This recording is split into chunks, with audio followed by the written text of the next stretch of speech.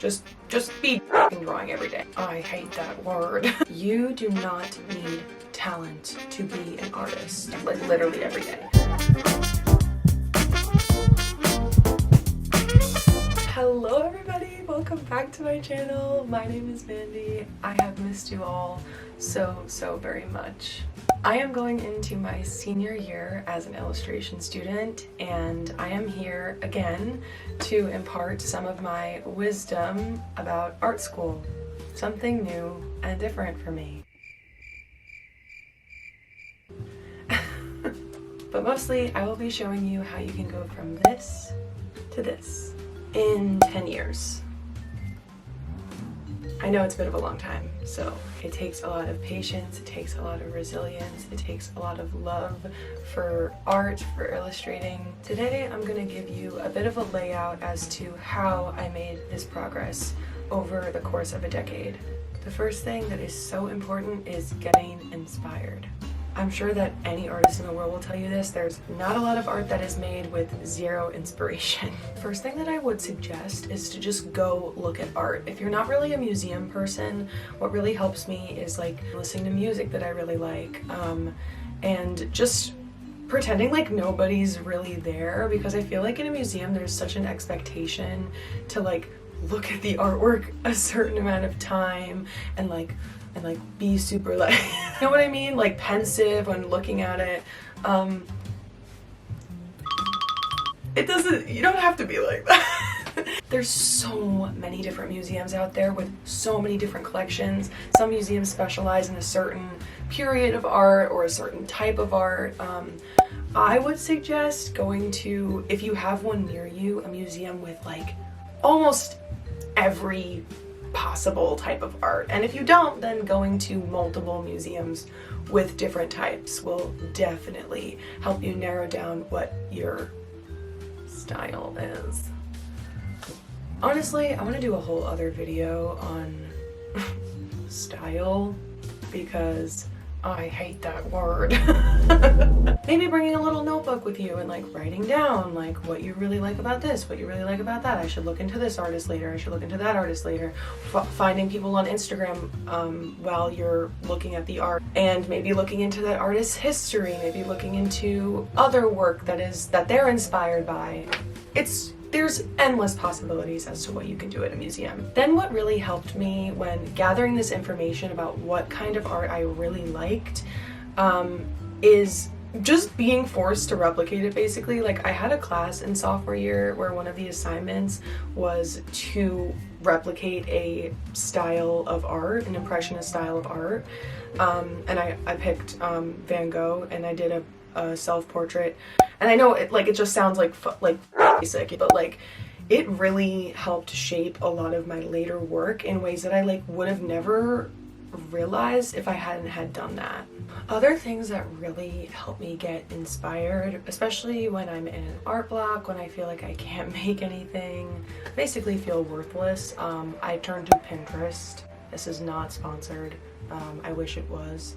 Artists fucking love Pinterest because it's just so random. You can also be inspired by music and by TV shows, you know, things that you really like. People make pretty good livings off of fan art as long as they're not getting into any copyright trouble. My next tip has to do with sketching. A lot. When I was first starting out, I was watching Rin, I believe her name is Rin, Drawing with Waffles. I watched her videos a lot for inspiration for my sketchbook, and it really helped me, you know, generate ideas as to like just be sketching every day. Just be drawing every day, like literally every day. I was watching a lot of her videos in high school when I was like first starting to be interested in art, and I was just drawing things that people draw in their sketchbook. A lot of eyes. I have said this before in a video, and I will say it again. You do not need talent to be an artist. The more I listen to myself talking about this, the more stupid I sound. So let me just clarify what I mean by this. When I say that I don't believe you need talent to become an artist, I mean you don't need to be born with some type of prodigy level ability to draw in order to become a great artist. That doesn't mean that I don't think artists have talent. That doesn't mean that I don't think there are people out there who are born with some type of ability to just be inherently creative. But you don't need there's no prerequisite to becoming a great artist. I kind of have the same take as the guy from Ratatouille, the cook, the chef from Ratatouille, the dead guy who goes around talking to him, and he says anyone can cook. Anyone can cook. Anyone can, that doesn't mean that anyone should. That's how I feel about art. Anyone can draw. Anyone can draw. That's all. Okay. Bye. As for the logistics of keeping a sketchbook, I would say keep it small, keep it cute, keep it sweet. If it makes it, easier for you to go back to it every day, put some, you can paint on the outside of it, you can put little stickers on it, make it cute. So you want to draw every day. Because, I'm not gonna lie to you, it gets frustrating at times because you're like, this doesn't look the way I want it to look, but eventually it will. I can guarantee that if you put the effort in, you will see improvement in a matter of weeks. My last and probably most important advice is to critique. Being honest with yourself about your work doesn't necessarily mean being so honest that you don't want to make art again. It just means looking at what you can improve on and improving on it. You can't go to yourself like, I hate this eye, I'm never going to draw eyes again.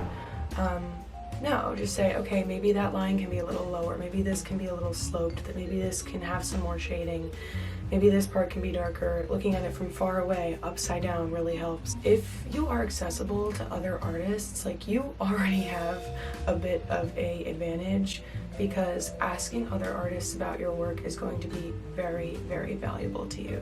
If you don't have any artists in your inner circle, like your family or friends, going to a museum or a community center that does art, and talking to somebody there and having them look at your work, telling them to be absolutely brutally honest is going to help rather than hurt. It may not feel the best at first, especially if you've never had critique before, but part of being an artist is being able to take critique. It's possible that not all of the critique will be valuable to you. A lot of it will probably just be like, okay, that's cool, and then you never do anything with it. But some of it may be really, really valuable feedback. You also need to be honest with yourself about that.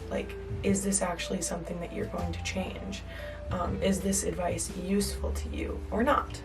A lot of the time what looks good to most people is what looks realistic or traditional, and there's nothing wrong with making art like that, there really isn't.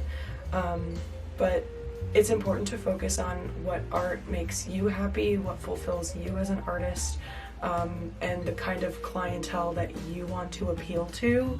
Not everybody likes traditional photorealistic art, so don't be so tough on yourself if it doesn't look the way that other people want it to look.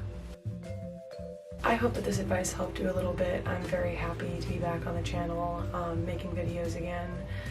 If you haven't, go check out my Tech Week vlogs, which have been the past 3 videos that I've posted, and I will be doing a lot more content talking about being an artist. So if you have any questions for me related to this video, then put it in the comments down below and I will try my best to answer them. Don't forget to like and subscribe and turn on post notifications so you get a notification every time that I post. Love you guys.